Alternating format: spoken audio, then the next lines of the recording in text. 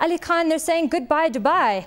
The shilling weakening, weakening along with other emerging market currencies, but the NSE index holding its own, gaining 2%.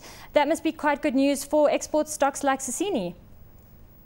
Yes, that's interesting that you bring up the tea issue. I mean, tea prices, like other breakfast commodities, sugar and cocoa, are at 31-year highs. They have really moved to higher ground, and I expect those prices to stay at those elevated levels and turn higher. And really, we have not seen the tea stocks perform. They trade on PE ratios, trailing PE ratios of between 2 to 4, and I think there's plenty of headroom for these tea stocks. But we need a catalyst. We saw some results, Williamson Tea in Kapchoria, so I'm very bullish on the agricultural sector, in particular tea. Regarding the shilling, I think that was a knee-jerk reaction. The shilling has displayed very low beta, Sue. We've traded in a range of 73 to 82 throughout the crisis in the last 14 months, international crisis. We've shown much less beta than the rand, for example. So I think the shilling is actually one of the plus points for investors when they're looking at Kenya. Do you see the shilling weakening continue for the rest of the week? I think, we're very well supported. We're in this range. 73 is near-term resistance. Buyers pop in at 75, 50, 76. We've seen extremely good earnings in tea. Horticulture's been a little bit weak. Tourism has really picked up. You can't get a bed at the coast over Christmas. Prices are sky high. So I think on balance, I would say I expect the shilling to head towards 73 resistance. We're paying very handsome interest rates on our government paper, and that continues to attract carry traders.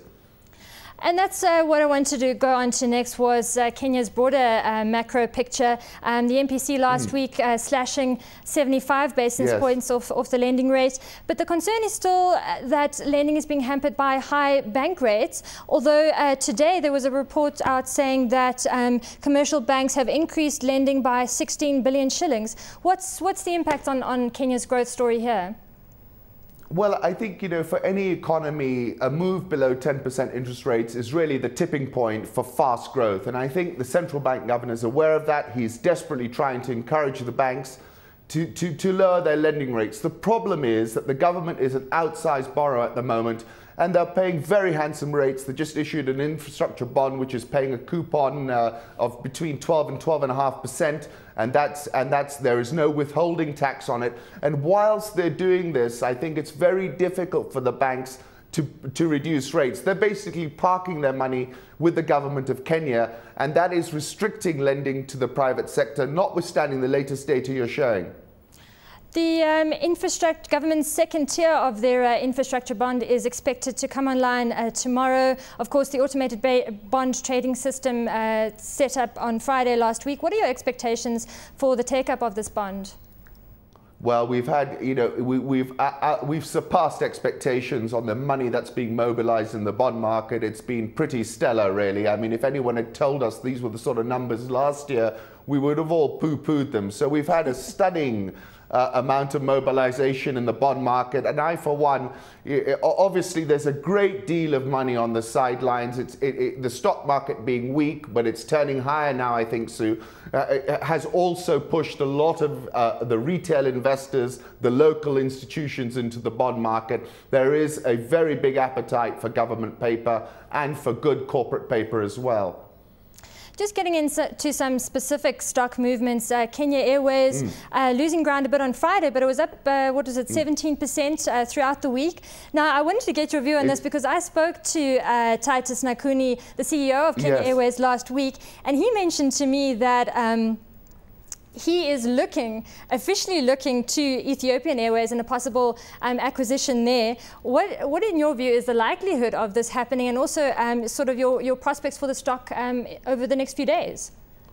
Well, it's been an extraordinary rally. I think, we've come up from about 20 shillings. We're up nearly 100% from those levels. So this was a small bit of profit taking we saw on Friday.